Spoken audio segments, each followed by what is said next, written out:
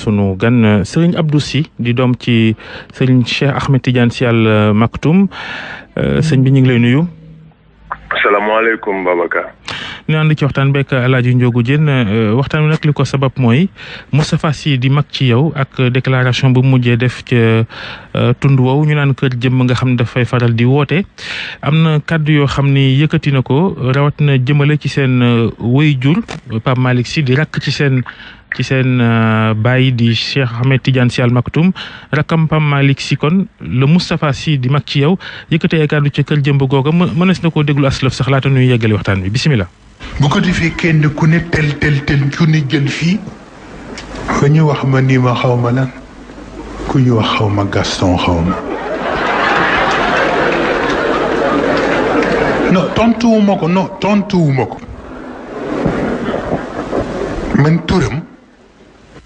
ci gémmiñu Serigne Cheikh laa ko déggee moom Gaston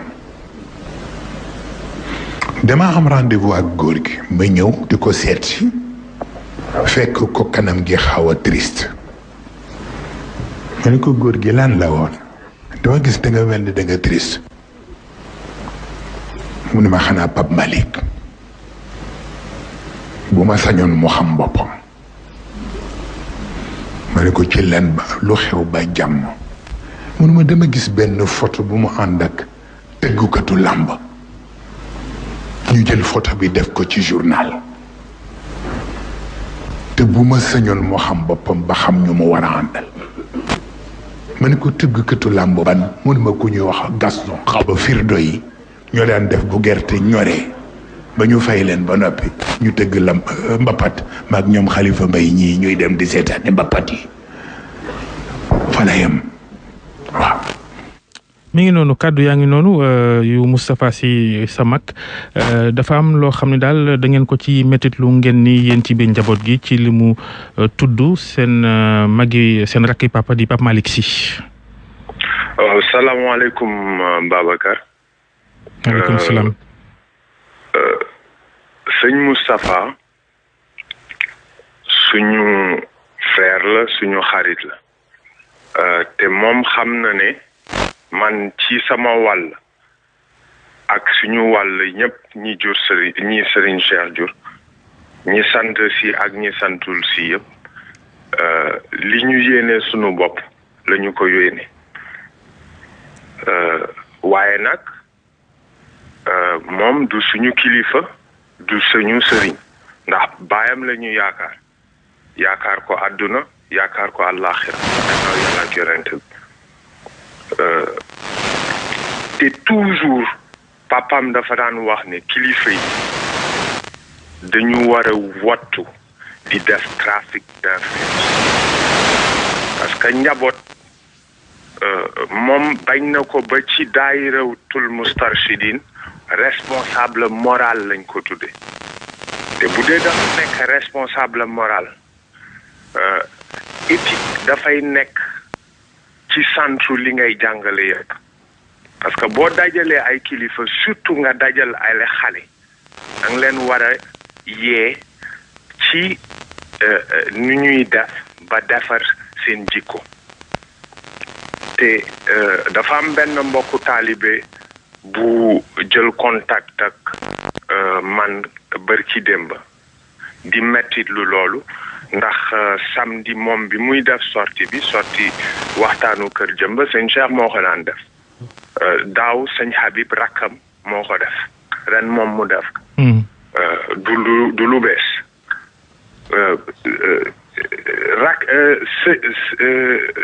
mbokku taalibi bi ne ma di ma ko wax boobu ñun tàlluñu ko parce que boobu maa ngi ak sam Pape Malick ñi ngi denc benn mbokku taalibe benn compagnon góor gi Sidi Alpha Ba yàlla jiital leer ci bàmmeelam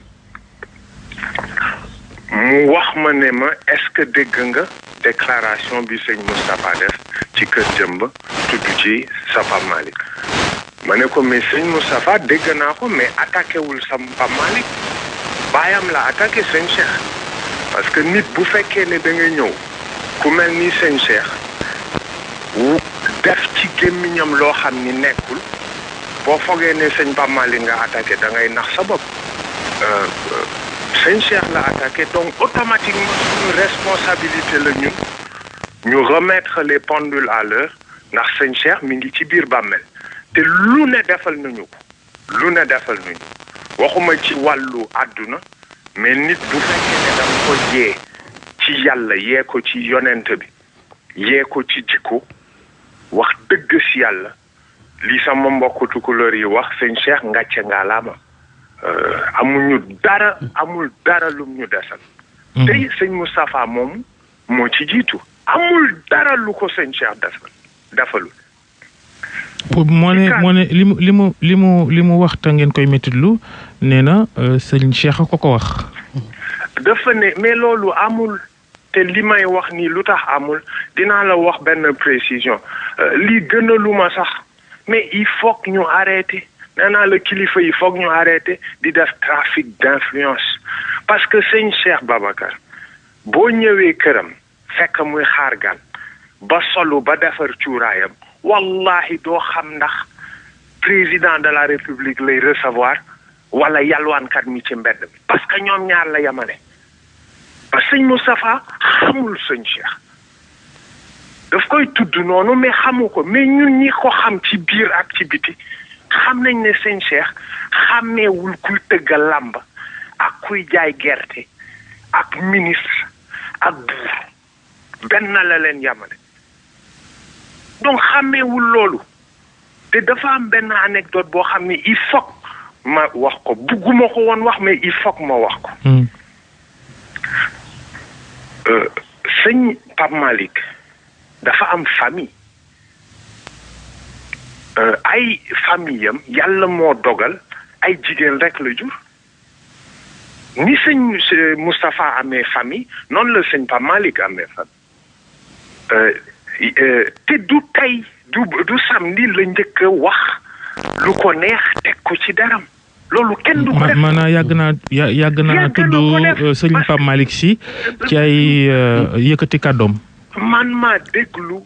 ci ñeent fukki fanu génn àdduna sëñ Cheikh mu wax benn baat boo xam ne boobu ci dëj la ñu nekk dama ne mais sëñ Pape Malick sëñ Cheikh moo wax ci public ne Serigne Babacar Sy nga xam ni Moustarchidine yépp moo leen moom ci kattanu yàlla mooy seen mooy seen guide mu ne Serigne Babacar Sy sëñ Pape Malick moom la gënoon a fonk ci kaw suuf ci ay doomam non ci àdduna la wax ndax daf ko tuddee ki mu gën a fonk ci kaw suuf muy Seydi El Hadji Malick mu ne sëñ Pape Malick nañ ma ko fi bàyyil ndax symbole la te sëñ Pape Malick duñu ko faye parce que dañu ko gis muy ànd ak góor gi jàppee ko comme doomam te musul wàcc kàddu góor gi te sëñ Moustapha dafa gaaw a fàtte mais sëñ Pape Malick ci baayam yi moom rek moo mës a tëdd kaso pour défendre cause am moom fàtte na ko maanaam sëñ Pape Malick ba mu demee kaso ci jamonoy opposition di ñoom ngi ànd ak Ablaye Wade Moustapha Sy moo taxoon mu dugg kaso mais dafa défendre cause am il était à ses côtés nekk ci cellule ak président Ablaye Wade keroog bi mu dëkkee ci Sicap Baobab ñun gën a nekk ndaw gendarme yi police yi di ñëw di couper courant Sicap Baobab yépp di dajji buntu këram ñëw ak ay gànnaay fekk jigéen ñi nekk ci biir sangu jigéen yi nekk ci biir kër gi di ko jël di ko yóbbu kaso boobu mi ngi mel ni dem mais boobu moom mi ngi woon ci prison bi sëñ Moustapha mais ñun fekk mais lan moo waral taxawaay boobu lu waral taxawaayam boobu muy taxaw jëm ci Pape Malick pour yow ba njàngat nga ci am lan moo indi lu ni mel kooku da nga ko koy laaj parce que loolu man nekkuma ci boppu sëñ Moustapha li ma xam ba xam ko daal mooy dafa am loo xam ni il faut que mu dàkk te li problème bi mu posé du problème mu sëñ Pape Malick problème mu sëñ Cheikh la te dinaa ko wax tey sëñ Cheikh dafa def gàmmum bu mujj en 2011 gàmmu bi mu ko defee. ca course ba. sëñ Moustapha mooy am aada bu sëñ bi gàmmoo ba noppi ci suba sa mu tekki li sëñ bi wax mais sëñ Cheikh ku déglu gàmmu 2011 am xam ne day doon tàggu parce que li mu fa wax ku ko déglu xam ne kii dootul ñëw gàmmu si mais ba déwén ba jotee 2012 en février 2012 bu ma juumul c'était le 4 wala le 3 février. sëñ Pape Malick moo def gàmmu googu 2012. ca ko suba 2012 Serigne Cheikh recevoir Serigne Moustapha ak sëñ Pape Malick ne leen yaramam mayu ko mu damati di def gàmmu ndax toogaay yu gudd yi mu may sëñ Moustapha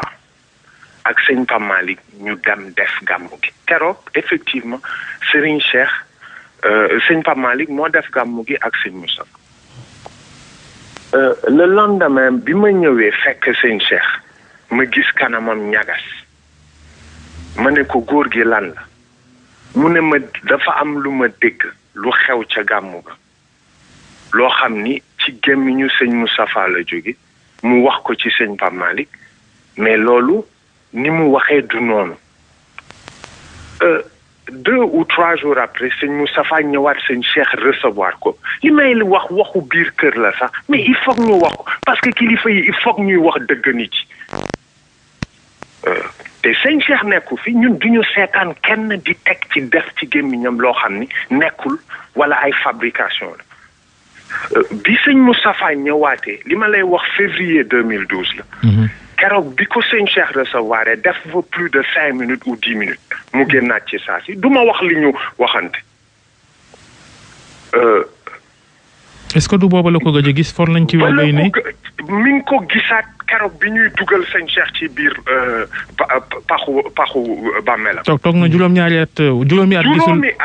gisul sëñ Cheikh moom sëñ Moustapha Sy. 2012 la gëj a gis sëñ Cheikh. ci février 2012 boobu ay élection am ñu ñëw wax ñu ne ñu que ci waa cadre Moustarchidine yi dañuy jot ay bruit ak ci cadre parce que sëñ Cheikh dafa am njaboot yu dul Moustarchid dañu ne sëriñ bi nee na nañu votel Ablaye Wade man maa dem ci sëriñ bi laaj ko ne ko góor gi est-ce que dégg nga ñu ne que yow yaa wax ne dañuy joxe ay instructions pour ñu voter Ablaye Wade mu ne ma déedéet yëguma ko keroog man maa génn ci rajo ak sëñ Habib sam frère pour démentir loolu bi ma ko defee automatiquement dama contacter secrétaire particulier wu sëñ Moustapha ñu koy wax Badara Fall bi ma koy contacter ay témoins ñi ngi taxaw ma ne ko waxal sëñ Moustapha ne que dama bëgg a échanger ak moom te bi may bugg a échanger ak moom dama ci buggoon am loo xam ni lu ma dox la rek lu rafet parce que sëñ Cheikh xam naa ni muy réagir mooy xamul doom xamul soxna xamul leneen moom xama lan la xam yàlla yonent bi ak sëñ Babacar Si faalewul leneen respecté na ñëpp nag mais xam nañ ne Tiwaawan jamono ji li ñuy wax mooy unité mbooloo bi yëpp njaboot gi yëpp daal di nekk benn njabootu si bi yëpp nekk benn booloo tey jii lu mel nii buñ ko déggee est-ce que loolu dina gàllankoor booloo bi nga xam ne moom lañ bëgg ci njaboot gi parce que dafa mel ni ay féewaloo jibranta mais booloo nee nañu wax seet bul xool ki réagir xoolal ki agir parce que wax bi mu wax te wax bi jiitalu ci rek sëñ Pape Malick ki mu ci njëkk a jiital mooy sëñ Abdou yal na yàlla lokk leeram sëñ Abdou la njëkk a jiital parce que sëñ Abdou la njëkk a def Abdoul Aziz Sy Al Amine moom la wax ne moom moo ko wax lii moom moo ko wax lii te ci ñun ñu seede ne toog nañu 3 mois sëñ Abdou ñu war a def réunion de famille sëñ Abdou di ko woolu moom ñëwul donc mu wax ne sëñ Abdou te yow xam nga tempérament Sampa Abdou bu nekkoon ci kaw suuf wax jël na micro ba démentir ko moom du ci xaar kenn mais sëñ li ma wax mooy que li mu génnee ci baatu ne gémmiñu sëñ Cheikh la génn mais amul te kilifa yi dama wax ne dañu war a éviter di def parce que di def trafic d'influence parce que unité Tiwaawan du dara lu dul jàngale yàlla ak jàngale li mission sidna Muhammad sallallahu alayhi wa sallam te yonent bi benn yëf lañ koy doye mooy mu defaral ñu suñu jikko looloo tax yàlla indi ko fi te dama lay wax ni que wolof moo ne bët bu rusul toj te tooñ baaxul ma fàttali ne sunu gan mooy sëñ Abdou Sy di doom ci sëñ Cheikh Ahmed Tidiane Sy Al Maktoum di rakk ci sëñ Moustapha Sy mi nga xam ni daa yëkkati kàddu jëmale ci seen baay Pape Malick Sy moom ngeen di naqarlu waaye lii ñu dégg yëpp finalement bu ñu déggeetee ni sëñ Cheikh moom a wax xëy na faaw ñu def ci taxaw seetlu kon. non li ma waxati mooy que ñun ñëpp dañu taxaw pour benn yëf mooy que man duma sëriñ.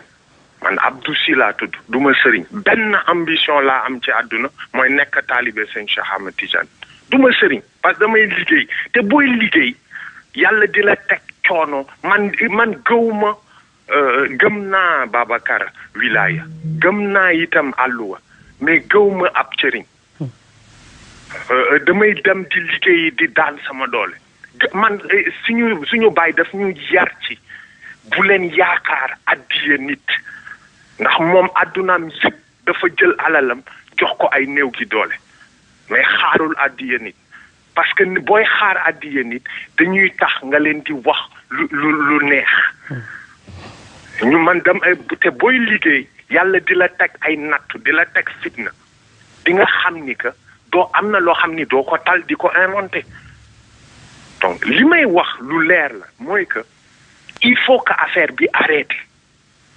mooy sëñ Cheikh mi ngi ci biir bàmmeel sëñ Abdou mi ngi ci biir bàmmeel ñun li ñu xam mooy que désormais bu fekkee ne que dañu génneewaat ay wax yoo xam ne ay fabrication la wala yu demee on va y répondre ndax sëñ Cheikh balaa muy génn lu ne wax nañu ko te lu ne bàyyil nañu ko itam. ci kàttanu yàlla. li la gën a tax a jóg nag mooy sëñ Pape Malick Sy mi ngeen jàpp ni Moustapha Sy da ko attaqué da ngeen koy défendre ndax li ko yàlla séddee njaboot ji jigéen amul doom ju góor. dogguma la waxuma ne problème bi du problème mu sëñ Pape Malick nee naa la problème mu sëñ Cheikh la. parce que sëñ Pape Malick moom ci suñu frère yi la bokk. parce que sëñ Cheikh mooy problème bi donc sëñ Cheikh moom moo ñu wax ne sëñ Pape Malick lu tax ñu fonk ko parce que dañu nee naa la dañu mësul gis mu wàcce kàddu sëñ Cheikh bi ñu ko xamee ba léegi parce que bu ñu ko xamoon duñu ko wóolu mais problème bi Serigne Cheikh ci boppam la te Serigne Cheikh du ñu nangu kenn di ko foye du ñu nangu mu dugg ak lim ñu defal yëpp. ba ci Moustapha Sy seen grand frère. mais li sëñ Moustapha wax bërki démb bu ko keneen ku newul woon ci famille bi wax billahi dinañu xareek moom te amul dara luñ ciy ragal bu ko keneen ku dul woon moom wax loolu rek wallahi dinañu xareek moom